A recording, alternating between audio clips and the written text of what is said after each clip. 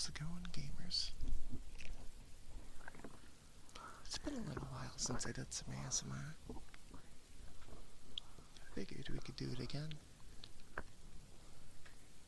It sounds good to me. Now, should I do like soft spoken? Or should I whisper like this? I never know which one to do.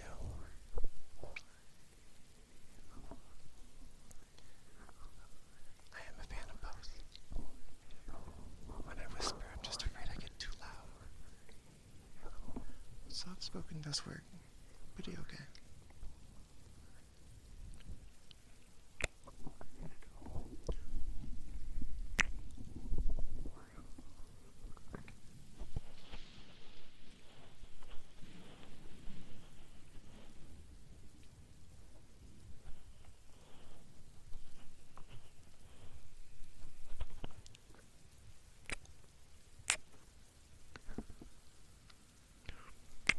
True, ASMR redeems.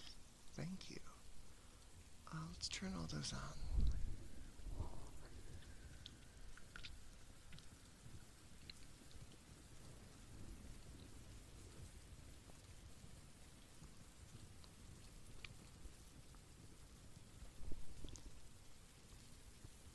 Bum bum bum bum bum bum bum bum bum bum bum bum. Okay, everything should be on.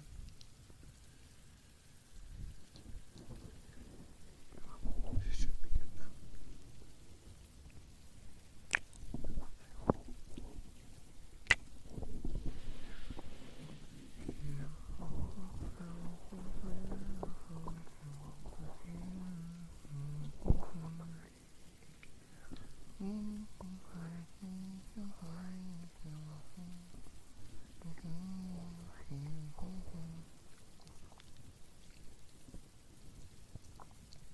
Are you a good pet?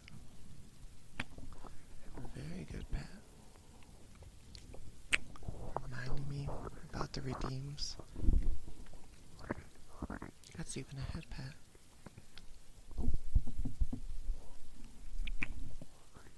Good pet. Is that what you want?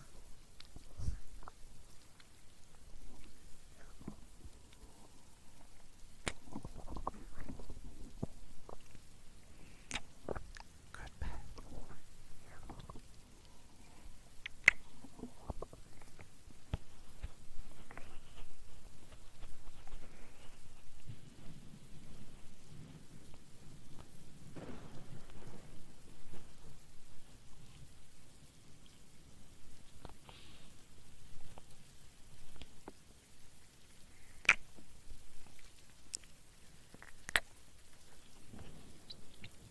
So what's everybody been up to in my days away?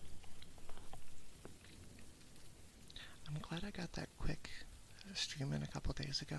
Ooh. Oh well. Oh. Ooh.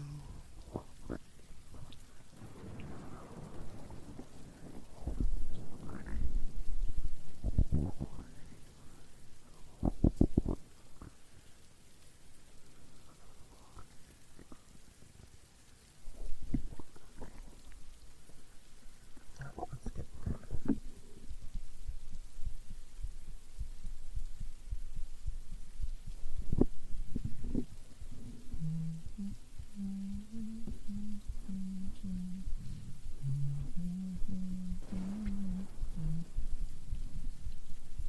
what brand? I'm not sure. I can check after stream. I'm not sure off the top of my head.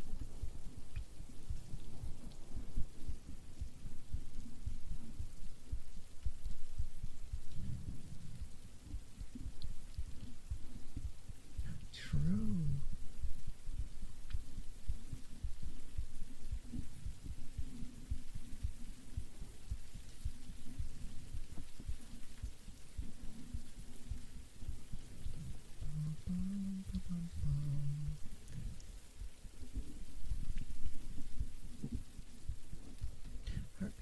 nice. I remember years ago there was a video that was just like 5 hours long that I would listen to when I went to sleep. It was just heartbeats for the entire time. It was very relaxing. Let me switch ears.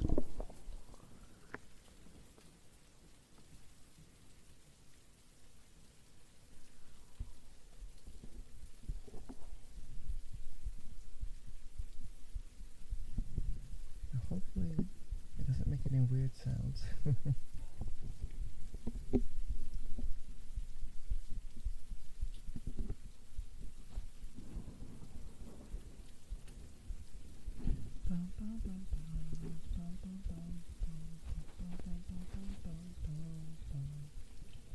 But yeah, my overheating issue was from my pump. Apparently, it's supposed, according to the guy who fixed it, it's supposed to last like, if I were to have it on 24/7, it should last like 11 years, but it died out in like 7 months. So I got a new one. And then for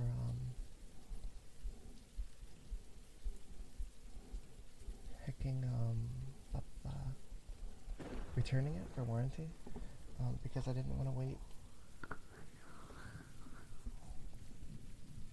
potentially over a month to get my PC back. I'm just going to send in the extra broken pump that I have, and they're gonna send me a new one. So I'm gonna have an extra pump.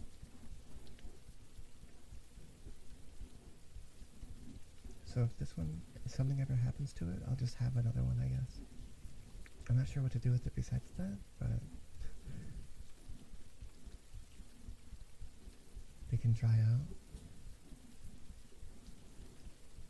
That might be what happened.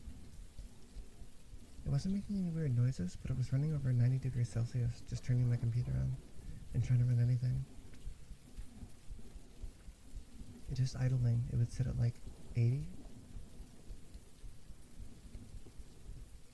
Which I learned is too warm for what you're supposed to have.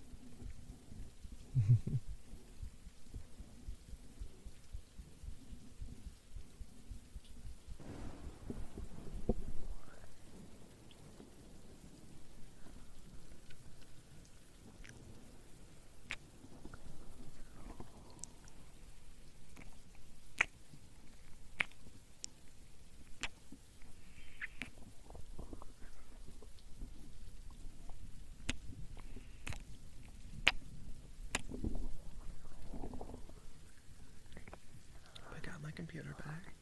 It seems to be working pretty well, so far at least. I was able to open Lost Ark without the computer crashing immediately, so that's improvement. Because these last few weeks, whenever I go to open Lost Ark, it would go up to like 94 Celsius, and then it would start lagging, and then the computer would crash. I would have nothing else up, only the game. So that wasn't very fun.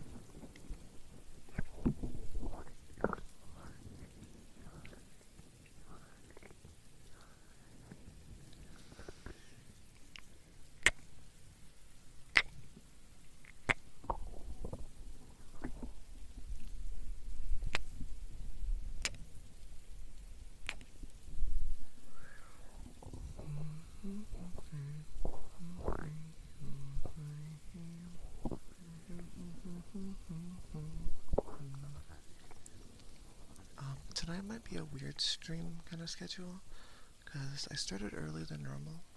I might do a shorter stream this stream, and then I'll stream again later, maybe? Maybe after I figure out the Splatoon issues.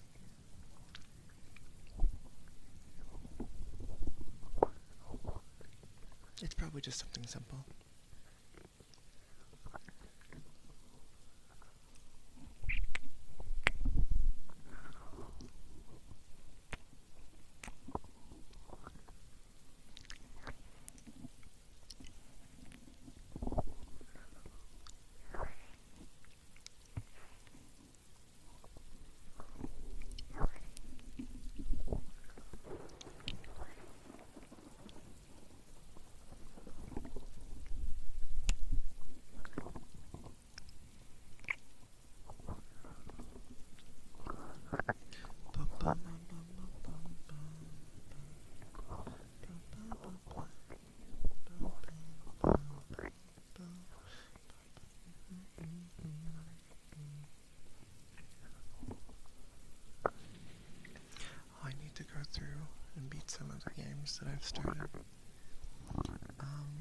else do we have that I've started but I haven't beaten? We've got Red Dead Redemption.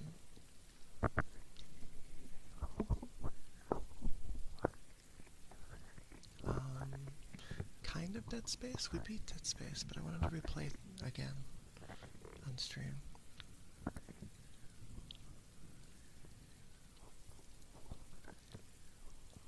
I know there's another one I was thinking about. Oh yeah, Paper Mario. I still need to do Origami King. Because I need to get it set up so I can stream Thousand Year Door.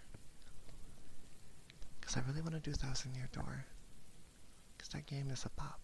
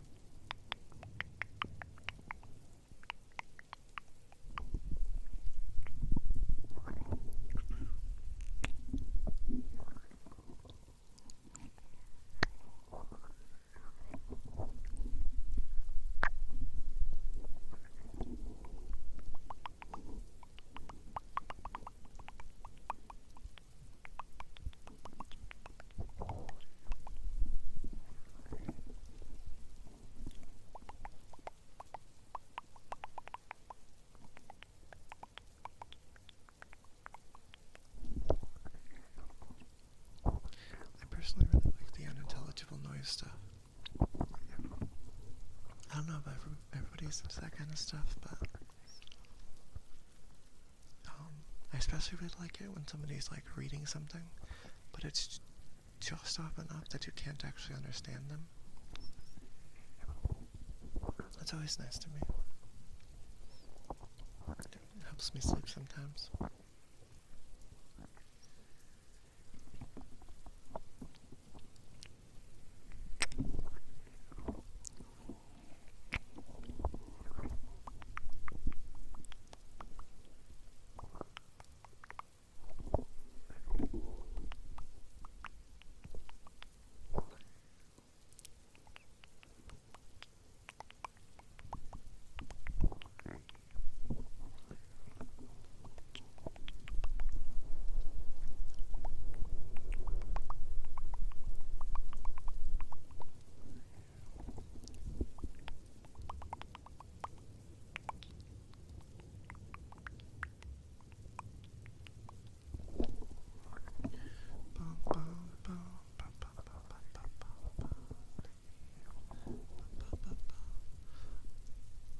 Maybe we could read something. I think that sounds fun. Is there any good short stories anybody knows? Preferably horror short story.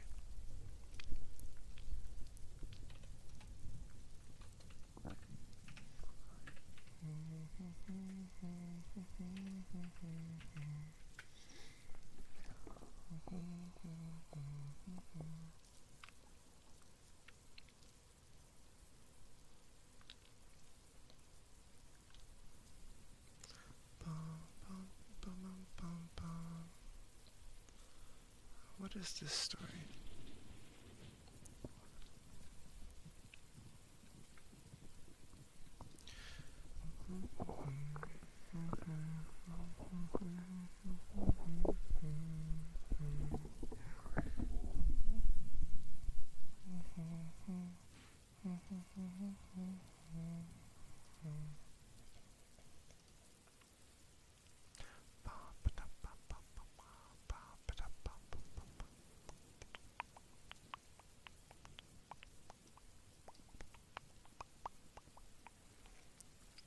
They changed Wikipedia's layout.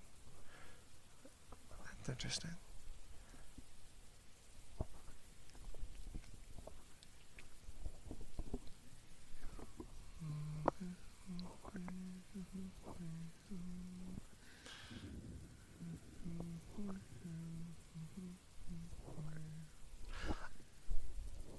see, does this website have a dark mode? Because that would be lovely. Because I want to read this, but it's burning my retinas out.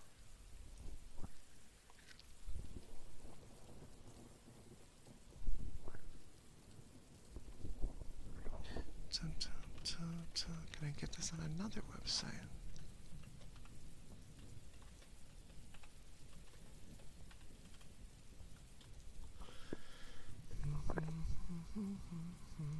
AmericanLiterature.com. Okay, let's read this. The name of the thing I want to read today is The Monkey's Paw. Yes, that monkey's paw. The original. Published back in 1902. The story is over a century old at this point. Be careful what you wish for. You may receive it. Without, the night was wet and cold. In the small parlor of a laburnum villa, the blinds were drawn and the fire burned brightly. Father and son were at chess.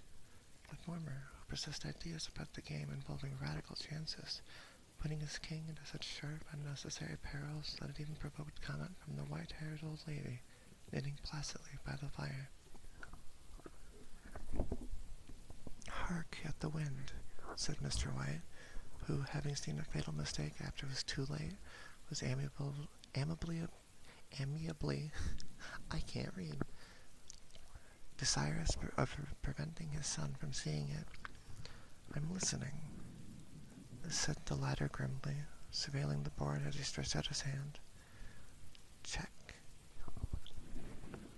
"I should hardly think that he's come tonight," said his father, with his hand poised over the board. "Mate," replied the son. "That's probably the worst of living so far out," bawled Mr. White with sudden and unlooked-for violence. "Of all bestial, slushy, out-of-the-way places to live in, this is the worst.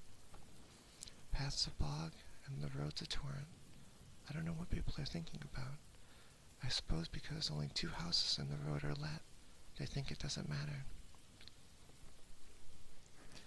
"Never mind, dear," said his wife soothingly. "Perhaps you'll win the next one." Mr. White looked up sharply, just in time to intercept a knowing glance between mother and son. The words died away on his lips, and he held a guilty grin in his thin gray beard.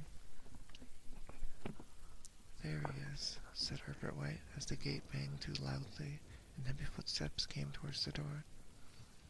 The old man rose with hospitable haste, and opening the door, was heard condoling with the new arrival. The new arrival also condoled with himself, so that Mrs. White said "tut-tut" and coughed gently as her husband entered the room, followed by a tall, burly man, beady of eye and rubescent of visage. "Sergeant Major Morris," he said, introducing himself. The sergeant major took hands, and taking his proffered seat by the fire, watching intently as the host got whiskey in tumblers instead of a small copper kettle on the fire. At the 3rd glass, his eyes got brighter, and he began to talk. The little family circle regarding with eager interest this visitor from distant parts, as he squared his broad shoulders in his chair and spoke of wild scenes and doughty deeds, of wars and plagues and strange peoples. 21 years of it," said Mr. White, nodding at his wife and son. "When he went away, he was a slip of a youth in the warehouse. Now look at him." "He don't look to have taken much harm," said Mrs. White politely. "I'd like to go to India myself," said the old man, "just to look around a bit, you know." "Better where you are," said Sergeant Major, shaking his head. He put down the empty glass and signing softly shook it again. some weird words in here I haven't ever read in my life. I should like to see those old temples and fakirs and jugglers, said the old man. What was that you started telling me the other day about a monkey spa or something, Morris? Nothing, said the soldier hastily. Leastways, nothing worth hearing. Monkey spa? Said Mrs. White, curiously. Well, it's just a bit of what you might call magic, perhaps, said the sergeant major offhandedly. His three listeners looked forward eagerly, the visitor absent-mindedly putting his empty glass to his lips and then set it down again. His host filled it for him again. To look at, said the sergeant major, fumbling in his pocket. It's just an ordinary little paw, dried to a mummy. He took something out of his pocket and preferred it. Mrs. White drew back with a grimace, but her son, taking it, examined it curiously. And what is there special about it? Inquired Mr. White, as he took it from his son, having examined it and placed it upon the table. It had a spell put on it by an old fakir, said the sergeant major, a very holy man. He wanted to show that the fate ruled people's lives, and that those who interfered with it so did to their sorrow. He put a spell on it so that 3 separate men could each have 3 wishes from it. His manners were so impressive that his hearers were conscious with their light laughter and jarred somewhat. Well, why don't you have 3, sir? Said Mr. White cleverly. The soldier regarded him the way that middle age is wont to regard presumptuous youth. I have, he said quietly, and his blotchy face whitened. And did you really have the 3 wishes granted? Asked Mrs. White. I did, said the sergeant major, and his glass tapped against his strong teeth. And has anybody else wished? Persisted the old lady. The first man had his 3 wishes, yes, was the reply. I don't know what the first 2 were, but the 3rd was for death. That's how I got the paw. His tones were so grave that a hush fell upon the group. If you've had your 3 wishes, it's no good to you now then, Morris, said the old man at last. What you keep it for? The soldier shook his head. Fancy, I suppose, he said slowly. I did have some idea of selling it, but I don't think I will. It has caused me enough mischief already. Besides, people won't buy. They think it's a fairy tale. Some of them, and those who do think anything of it want to try first and pay me afterwards. If you could have another 3 wishes, said the old man, eyeing him keenly, would you have them? I don't know, said the other. I don't know. He took the paw, and dangling it between his forefinger and thumb, suddenly threw it upon the fire. White, with a slight cry, stooped down and snatched it off. Better let it burn, said the soldier solemnly. If you don't want it, Morris, said the other, give it to me. I won't, said Miss Fred doggedly. I threw it on the fire. If you keep it, don't blame me for what happens.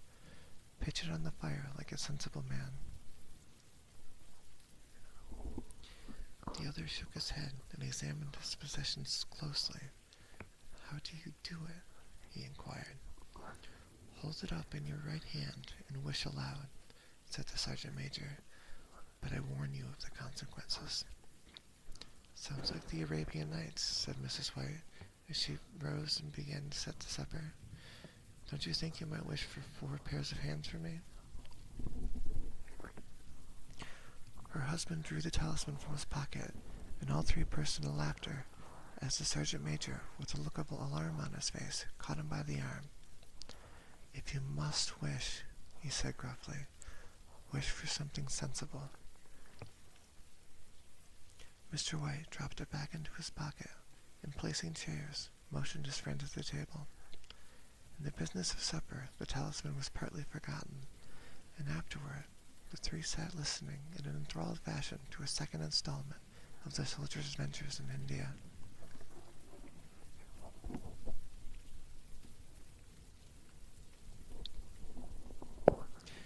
the tale about the monkey's paw is not more truthful than those he has been telling us, said Herbert, as the door closed behind their guest, just in time to catch the last train. We shan't make much out of it. Did you give anything for it, father? Inquired Mrs. White, regarding her husband closely. A trifle, said he, coloring slightly. He didn't want it, but I made him take it, and he pressed me again to throw it away. Likely, said Herbert, with pretended horror. Why, we're going to be rich and famous and happy. I wish to be an emperor, father, to begin with. Then you can't be henpecked. He darted around the table, pursued by the maligned Mrs. White, armed with an antimacassar. Mr. White took the paw from his pocket and eyed it dubiously. I don't know what to wish for, and that's a fact, he said slowly. It seems to me I've got all I want. If you only cleared the house, you'd be quite happy, wouldn't you? Said Herbert, with his hand on his shoulder. Well, wish for 200 pounds, then. That'll just do it. His father, smiling shamefacedly at his own credulity, held up the talisman, as the son, with a solemn face, somewhat marred by a wink at his mother, sat down and struck a few impressive chords. I wish for 200 pounds, said the old man distinctly. A fine crash from the piano greeted his words, interrupted by a shuddering cry from the old man. His wife and son ran towards him. It moved, he cried, with a glance of disgust at the object as it lay on the floor. As I wish, it twisted in my hand like a snake. Well, I don't see the money, said his son, as he picked it up and placed it on the table, and I bet I never shall. It must have been your fancy, father, said his wife, regarding him anxiously. It's weird that the wife calls him father. It's just interesting. He shook his head. Never mind, though. There's no harm done. But it gave me a shock, all the same. They sat down by the fire again, while the two men finished their pipes.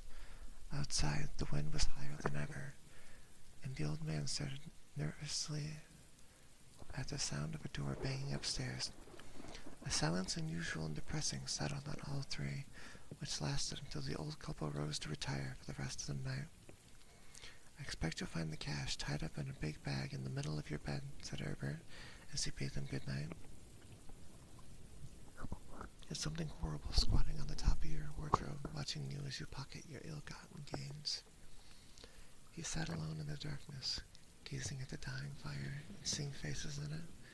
The last was so horrible and so simian that he gazed at it in amazement. It got so vivid, with an uneasy laugh, he felt on the table for a glass containing a little water to throw over it. His hand grasped the monkey's paw. With a little shiver, he wiped his hand on his coat and went up to bed.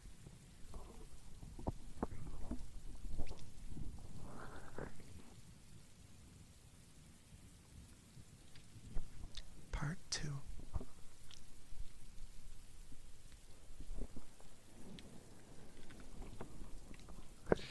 In the brightness of the wintry sun set next morning, as it streamed over the breakfast table, he laughed at his fears.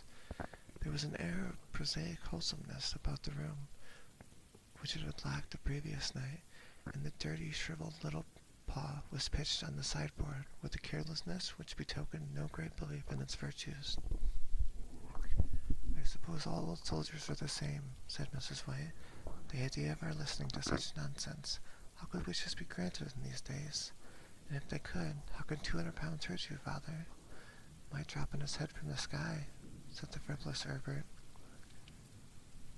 Morris said that things happened so naturally, said his father, that you might, if so wished, attribute it to coincidence. Well, don't break into the money before I come back, said Herbert, as he rose from the table. I'm afraid it'll turn you into a mean, avaricious man, and we shall have to disown you. His mother laughed, and followed him to the door, watched him down the road, and returned to the breakfast table, was very happy at the expense of her husband's credulity. All of it did not prevent her from scurrying to the door at the postman's knock, nor prevent her from referring somewhat shortly to retired sergeant majors of bibulous habits, as she found that the post brought a tailor's bill. "Herbert will have some more of those funny remarks, I expect, when he comes home," she said, as they sat at dinner. "I dare say," said Mr. White, pouring himself out some beer. "But for all that, the thing moved in my hand. That I'll swear to." "You thought it did," said the old lady soothingly. "I say it did," replied the other. "There was no thought about it. I just had. What's the matter?" His wife made no reply. She was watching the mysterious movements of a man outside, who, peering in an undecided fashion at the house, appeared to be trying to make his mind up to enter. In mental connection with the 200 pounds, she noticed that the stranger was well dressed and wore a silk hat of glossy newness. 3 times he paused at the gate, and then walked on again. The 4th time he stood with his hand upon it, and then with sudden resolution flung it open and walked up the path. Mrs. White at the same moment placed her hands behind her, and hurriedly unfastening the strings of her apron, put the useful article of apparel beneath the cushion of her chair. She brought the stranger, who seemed ill at ease, into the room. He gazed at her furtively, and listened in a preoccupied fashion as the old lady apologized for the appearance of the room and her husband's coat, a garment which she usually reserved for the garden. She then waited as patiently as her nature would permit for him to broach his business, but he was at first strangely silent. I was asked to call," he said at last, and stooped and picked a piece of cotton from his trousers. "I came from Ma and Megan's." The old lady started. "Is anything the matter?" she asked breathlessly. "Has anything happened to Herbert? What is it? What is it?" Her husband interposed. There, mother," he said hastily. "Sit down, and don't jump to conclusions. You've not brought bad news, I'm sure, sir," and eyed the other one wistfully. "I'm sorry," began the visitor. "Is he hurt?" demanded the mother wildly. The visitor bowed in assent. "Badly hurt," he said quietly, "but he is not in any pain." "Oh, thank God," said the old woman, clasping her hands. "Thank God for that. She broke off. The sinister meaning of the assurance dawned on her, and she saw the awful confirmation of her fears in the other's averted face. She caught her breath, and turning to her slower-witted husband, laid her trembling hand on his. There was a long silence. "He was caught in the machinery," says the visitor at length, in a low voice. "Caught in the machinery," repeated Mr. White, in a dazed fashion. "Yes." He sat staring out the window, and taking his wife's hand between his own, pressed it, as he had been wont to do in their old courting days nearly 40 years before. He was the only one left to us," he said, turning gently to his visitor. "It is hard." The other coughed, and rising, walked slowly to the window. "The firm wishes me to convey their sincere sympathy with you in your great loss," he said, without looking around. "I beg that you will understand I am only their servant and merely obeying orders." There was no reply. The old woman's face was white, her eyes staring, as her breath inaudible. On the husband's face was a look such as his friend the sergeant might have carried into his first action. "I was to say that Ma and Megan's disclaim all responsibility," continued the other. "They admit no liability at all, but in consideration of your son's services, they wish to present you with a certain sum as compensation." Mr. White dropped his wife's hand, and rising to his feet, gazed with a look of horror at his visitor. His dry lips shaped the word. "How much?" 200 pounds, was the answer. Unconscious of his wife's shriek, the old man smiled faintly, put out his hands like a sightless man, and dropped, a senseless heap, to the floor.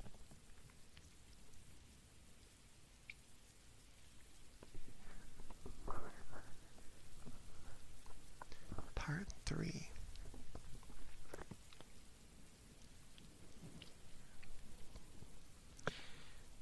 In the huge new cemetery, some 2 miles distant, the old people buried their dead and came back to the house steeped in shadows and silence.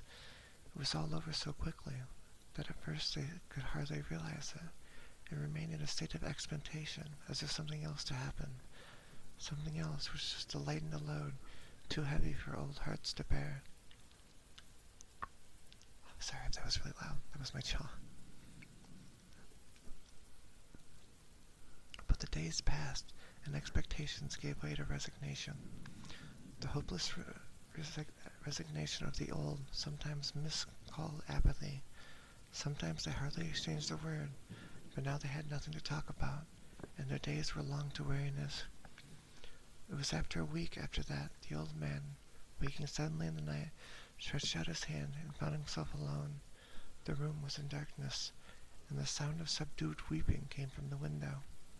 He raised himself in bed and listened. "Come back," he said tenderly. "You will be cold." "It is colder for my son," said the old woman, and wept afresh. The sounds of her sobs died away in his ears. The bed was warm, and his eyes heavy with sleep. He dozed fitfully, and then slept until a sudden wild cry from his wife awoke him with a start. "The paw!" she cried wildly. "The monkey's paw!" He started up in alarm. Where? Where is it? What's the matter?" She came stumbling across the room towards him. "I want it," she said quietly. "You've not destroyed it?" "It's in the parlor, on the bracket," he replied, marveling. "Why?" She cried and laughed together, and bending over, kissed his cheek. "I only just thought of it," she said hysterically. "Why didn't I think of it before? Why didn't you think of it?" "Think of what?" he questioned. "The other 2 wishes," she replied rapidly. "We've only had one." "Was that not enough?" he demanded, fiercely. "No," she cried triumphantly. "We'll have only one more. Go down and get it quickly, and wish our boy alive again." The man sat in bed and flung the bedclothes from his quaking limbs. "Good God, you are mad!" he cried aghast. "Get it," she panted. "Get it quickly and wish. Oh, my boy, my boy." Her husband struck a match and lit the candle. "Go back to bed," he said unsteadily. "You don't know what you were saying." "We had the first wish granted," said the old woman feverishly. "Why not the second?" "A coincidence," stammered the old man. "Go get it and wish," cried his wife, quivering with excitement. The old man turned and regarded her, and his voice shook. "He has been dead 10 days. Besides, I would not tell you else, but I only recognized him by his clothing. It was too terrible for you to see then. How now?" "Bring him back," cried the old woman, and dragged him towards the door. "Do you think I fear the child I have nursed?" He went down in the darkness, and felt his way to the parlor, and then to the mantelpiece. The talisman was in its place, and a horrible fear that the unspoken wish might bring his mutilated son before him, ere he could escape from the room, seized up on him, and he caught his breath as he found that he had lost his direction of the door. His brow cold with sweat, he felt his way around the table, and groped along the wall until he found himself in the small passage, with the unwholesome thing in his hand. Even his wife's face seemed changed as he entered the room. It was white and expectant, and to his fears seemed to have an unnatural look upon it. He was afraid of her. "Wish," she cried in a strong voice. "It is foolish and wicked," he faltered. "Wish," repeated his wife. He raised his hand. "I wish my son alive again." The talisman fell to the floor, and he regarded it fearfully. Then he sank trembling into the chair as the old woman with burning eyes walked to the window and raised the blind. He sat until he was chilled with the cold, glancing occasionally at the figure of the old woman peering through the window. The candle lid, which had burned below the rim of the china candlestick, was throwing pulsating shadows on the ceiling and walls. until with a flicker larger than the rest it expired.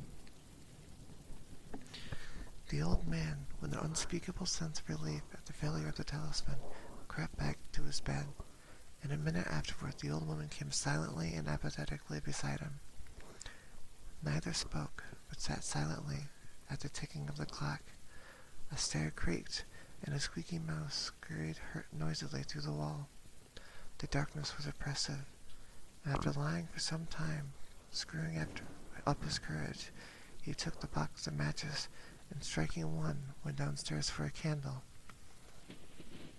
At the foot of the stairs, the match went out, and he paused to strike another. At the same moment, a knock came so quietly and stealthy as to be scarcely audible, sounded on the front door. The matches fell from his hand and spilled in the passage. He stood motionless, his breath suspended until the knock was repeated. Then he turned and fled swiftly back to his room, and closed the door behind him. A third knock sounded through the house.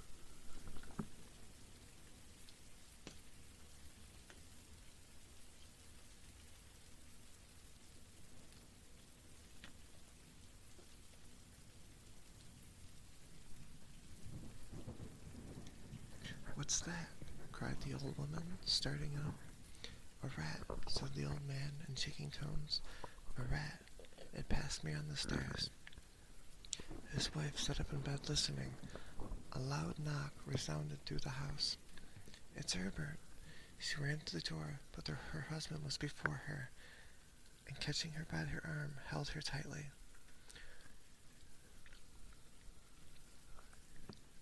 "What are you going to do?" he whispered hoarsely. "It's my boy. It's Herbert," she cried, struggling mechanically. "I forgot. It was 2 miles away. What are you holding me for? Let go. I must open the door." "For God's sake, don't let it in," cried the old man, trembling.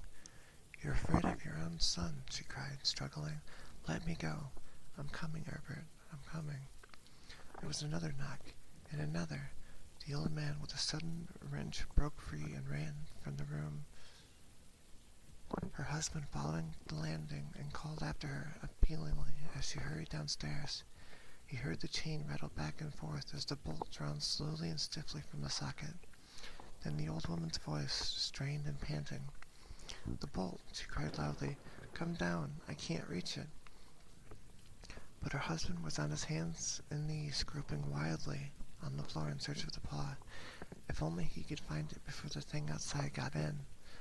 A perfect fusilage of knocks reverberated through the house, and he heard the scraping of a chair as his wife put it down in the passage against the door. He heard the creaking of the bolt as it came back slowly. At the same moment he found the monkey's paw, and frantically breathed his third and last wish. The knocking ceased suddenly, although the echoes of it were still in the house. He heard the chair drawn back, and the door opened. A cold wind rushed up the staircase, and a long wail of disappointment and misery from his wife gave him the courage to run down to her side, and then to the gate beyond. The street lamp flickering opposite shone on a quiet and deserted road.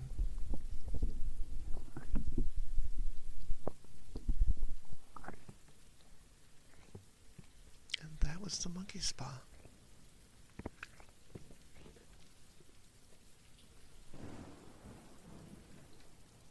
So the first wish killed the kid, the second wish brought back an unholy abomination, presumably, and the third one got rid of it.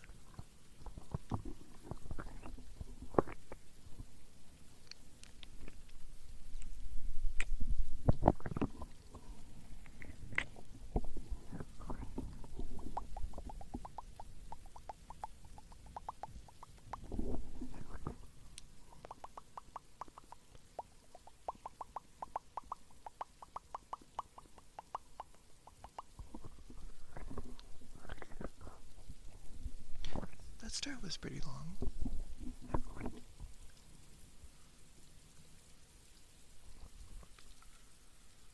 To read anyway.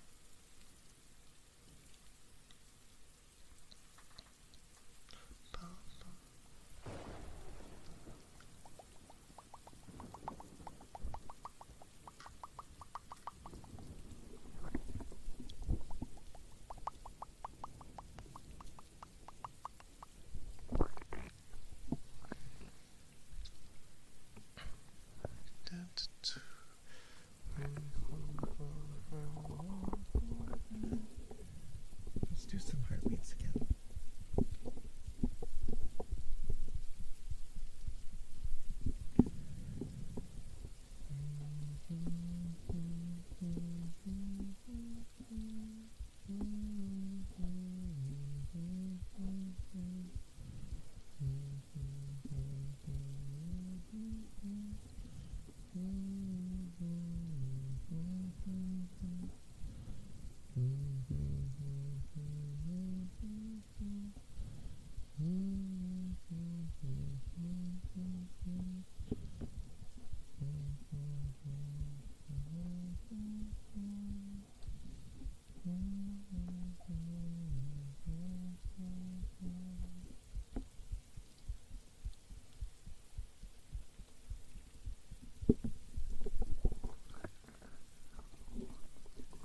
See, I'll try to fix my Splatoon, and then we'll go ahead and play some more Splatoon later today, I think. Sound good? Sound good. If not, I'll be back tomorrow. Love y'all. And let's find somebody to read real quick.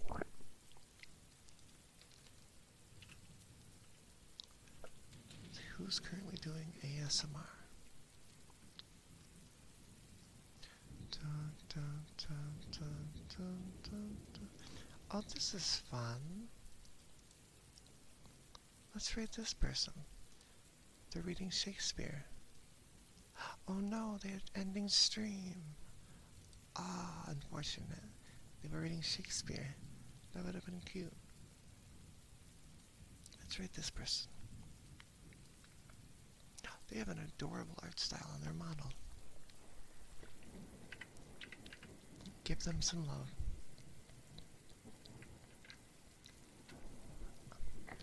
I'll see y'all later. Let's do a countdown.